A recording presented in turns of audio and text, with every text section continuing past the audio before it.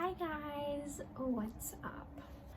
2022 has been a really good year reading wise. I feel like I've read a lot of good books and I've kind of found my niche of what kind of books I like. Obviously, want to branch out and try reading new things, so that's definitely going to be a goal for 2023. So I thought that I would share with you guys my best books of 2022 that I recommend and that I really liked.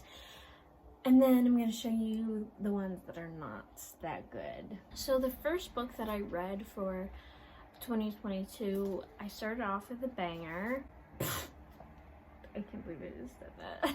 I started off with The Perks of Being a Wallflower, and it is a pretty short book. I think it's 200 pages.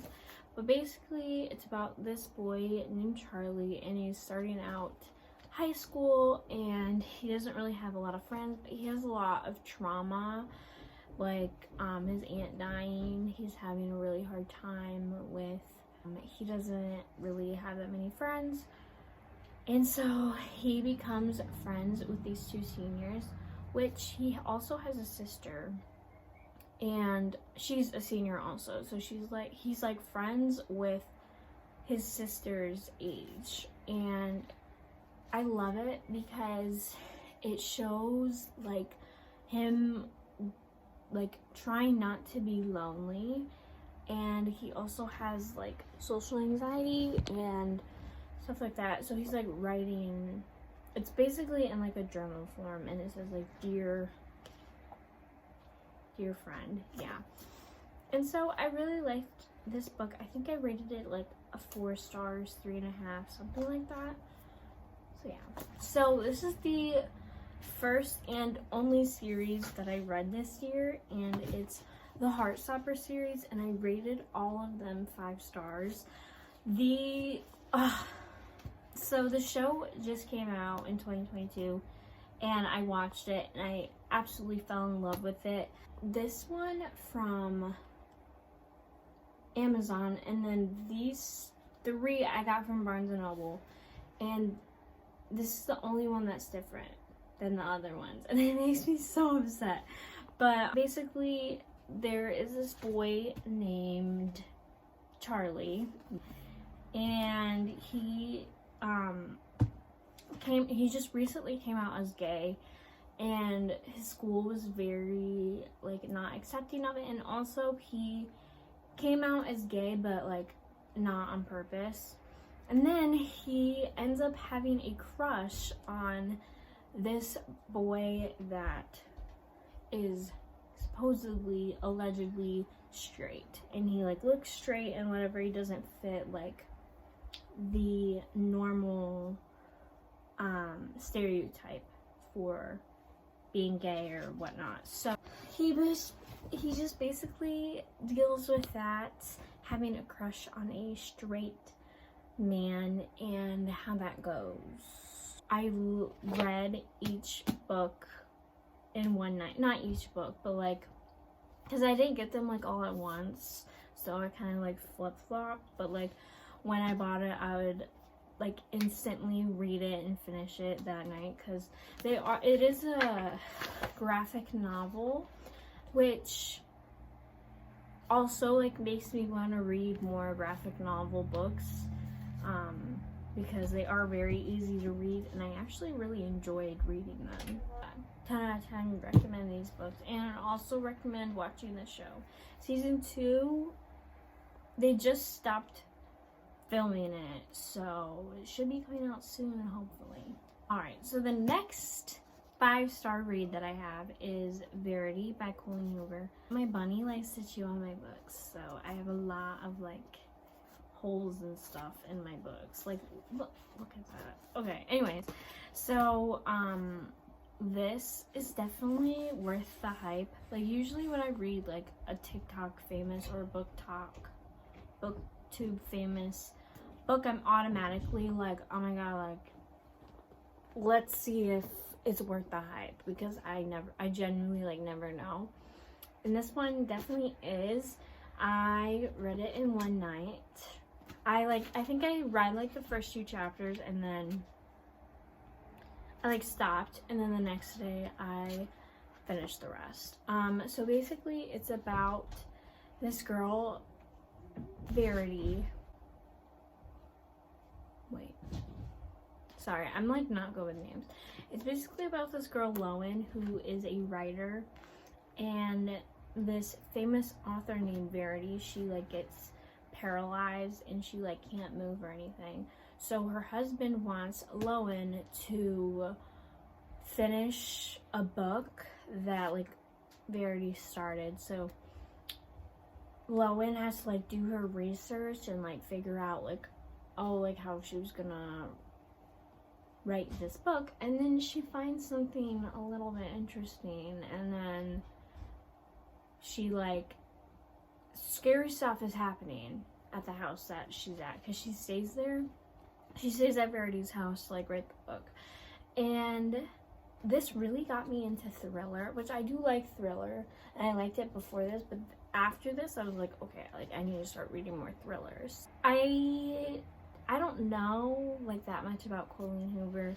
I've read It Ends With Us in this book, and I'm like in the middle of It Starts With Us, so I'm not like a Coho fan, and a lot of people like don't like her because I don't know, to be honest. Alright, so the next one is Let That Shit Go, which is actually a non-fiction book, which I'm very surprised that I'm putting this in, because I don't know, like non-fiction's not that popular, but I actually got this at Barnes & Noble, and I didn't pick it up until like a year later. Like basically like one of my goals for 2022 was to read 10 pages of nonfiction every day, and it wasn't like every day, but like I finished,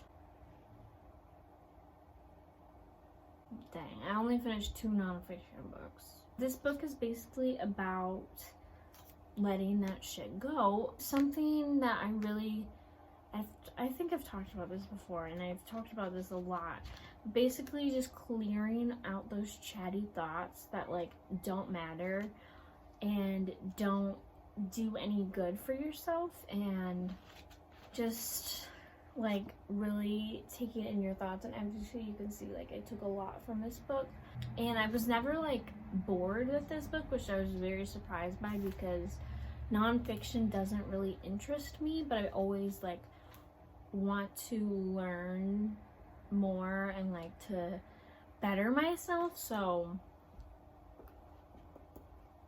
she's a keeper. Alright, so the next, I think I rated this 4.5 or 5 stars, but Where the Crawdads Sing, which is another like famous TikTok book, but even my mom like read this book, so I was like, a good book for like all generations. But basically it's about this girl who has like a really abusive father, and so her father ends up leaving her whole family, so she's just by herself, and she's like such a strong woman. Like she's just learning how to be on her own, and she ends up being arrested for killing this guy that she was seen with. She's very like, a lot of people in the town are like kind of like treating her like trash. Like they're like, oh, that like stupid marsh girl that has no money, she's so poor, like like she's not pretty, blah blah blah. A lot, she just automatically thinks that she's like gonna be convicted of it, and they have the death penalty, I think, like that's like talked about. Honestly, when I picked this book up, I was like, I don't think I'm gonna like it, just because I had no idea what it was about, and when I like started reading it, I was like, this seems like really boring. But then once I got into it, and I like finished it in one night. Like it's so worth the hype, and there's just a big plot twist, and you're like, I was not expecting that. And so I love it because it's like romance and like crime slash like murder mystery. It's such a good book. I could rave about this book. Like it's just so good, and the movie is so good too. I think I cried reading this book, which I don't really cry reading books. I don't know why, but I just don't. It's such a good 10 out of 10. So good. Okay, so the next two books that are the best books of 2022, I don't have because I'm letting a friend borrow them. I found my new favorite book this year, and it's Daisy Jones and the Six by Taylor Jenkins Reid. I am so excited for the show that's coming out because they're like, so in the book there's like songs that they write and they're like making like actual music from it, which I'm just so excited. But anyways, it's about this band in the 60s/70s, and it's like in an interview form, and you're just learning about this band, how they became a band, how they became like popular.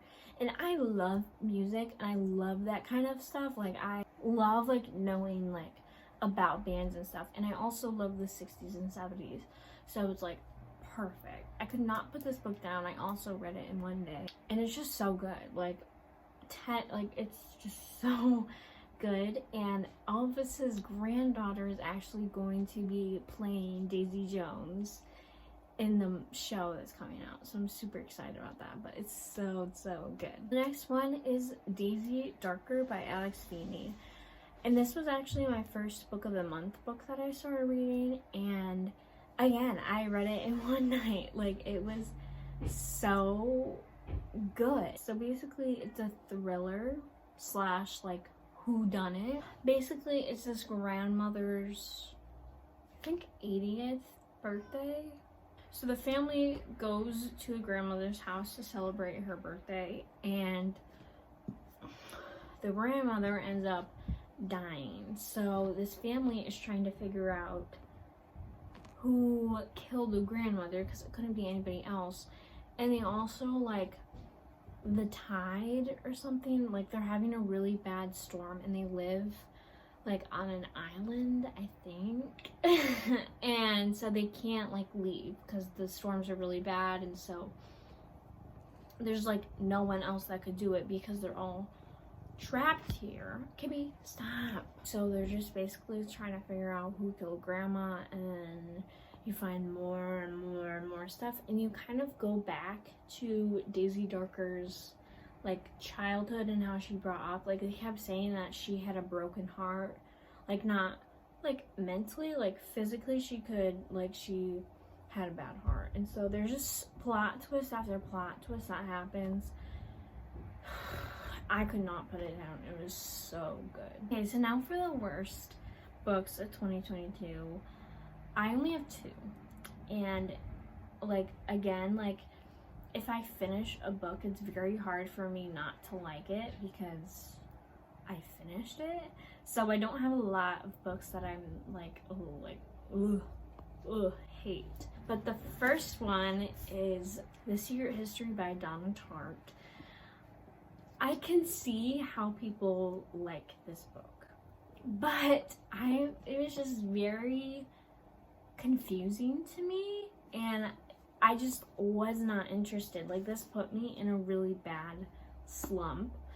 So basically it's about this guy. I could not tell you his name. I think it's like Richard.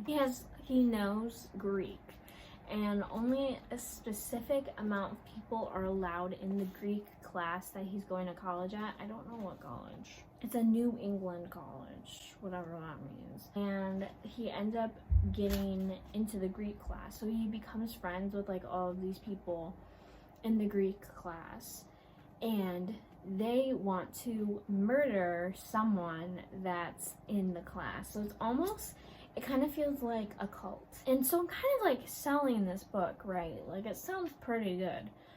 Bruh, there's just so many details that I just don't need. Like that's the whole book, is them like trying to murder this person and trying to get away with it. And why is it 559 pages? Like, they take so long to kill the person. And I'm just like, okay, like, get on with it. Like, if you're gonna kill this person, just kill them. And I don't know. I just got so bored of it. Like, I was like, okay, like, it's not that big of a deal. I think I rated this like 2 stars. Was not impressed at all. And I was really excited to read it because a lot of people said like it feels like fall, like it's just a fall book.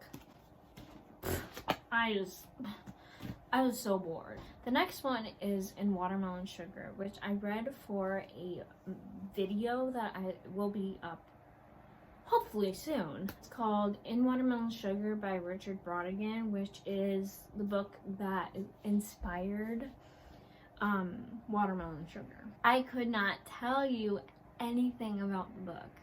Like, I think it's like less than 200 pages. So, you know, you would think that like I would go through that like really quick. No. Was so confused. Could not tell you what it's about. I think it's about like a future like dystopian land, and they like raise these tigers, but these they like killed all the tigers, and somehow the tigers can talk. And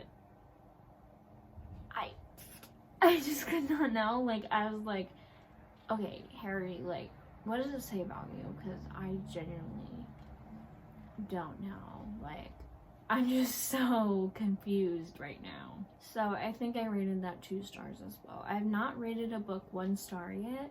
I'm very nice when it comes to like reviews and stuff and ratings. I had such a good reading year and experience, so I'm very grateful for that. I like found like some of my new favorite books. So yeah, thank you guys for watching. I hope you guys enjoyed this video, and I will